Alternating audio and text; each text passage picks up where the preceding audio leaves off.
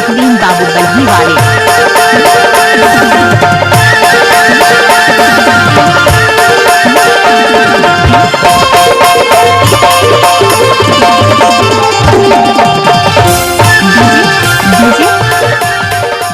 सुखदीन बाबू, सुखदीन बाबू।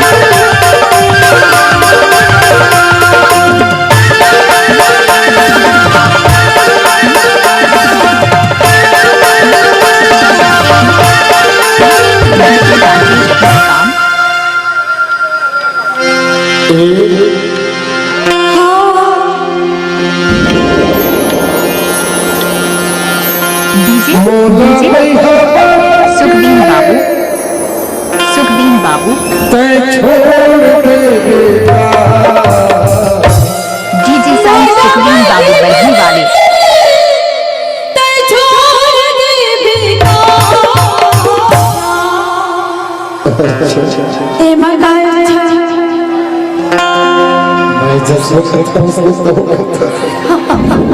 सुना, मैं जैसे बोला था उसने तो अब इतना ही बोला था।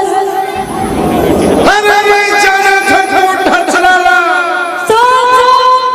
हम जाना था तो सब ना खराले। सुनो, काय मैं तो ना झंझा मैं करता हूँ। देखा जा वो कच्चे मंडी में आते मरने के लिए। एती सोम खबर मोरा पति। सोम मैं तो जगह पूरा माया रुपया में मैं हम कर दूँगा। उसने तो तेरे पूरा माया पूरा ठंडी में खाना नहीं करा। अभी तो सुन भैया गए थे। क्या बोला था चल भत्ता। मोला भैया हमारा गए थे।